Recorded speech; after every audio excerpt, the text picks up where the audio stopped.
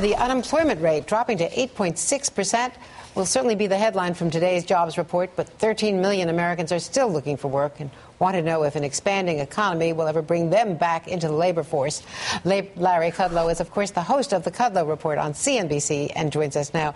Larry, what is your read of this report? I know that 315,000 people are no longer counted, no longer looking for work.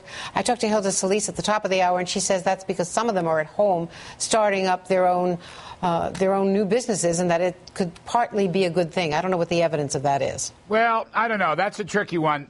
Mostly discouraged workers dropping out of the labor force. It's a problem, 315,000. Now, the unemployment rate at 8.6% is a good number.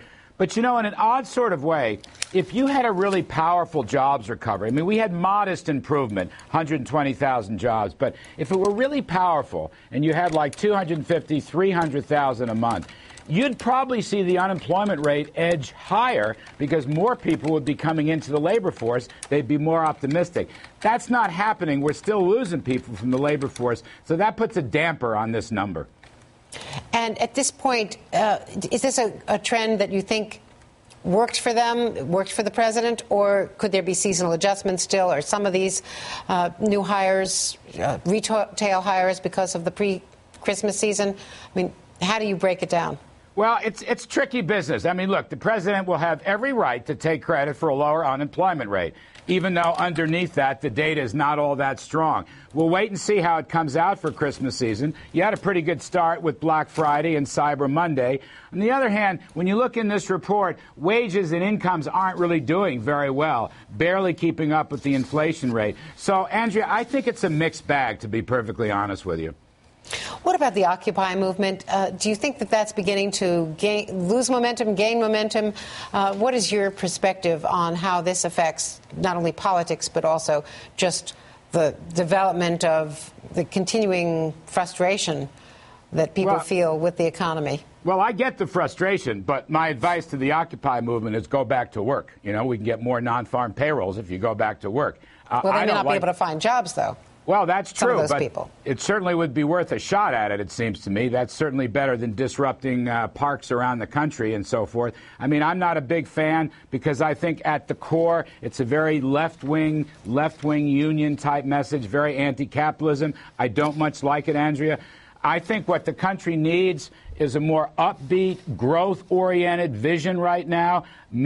I'd like to see a real pro-growth tax reform. I don't like this payroll tax debate. 1 year, temporary cut, not going to help the economy. Raising taxes permanently on upper-end earners, not going to help the economy. I think we need some spending limits to pay for pro-growth tax reform. And the president has occasionally flirted with that, but he never seems to come out for it whole hog. I don't like temporary tax cuts. I don't think the evidence shows that it works.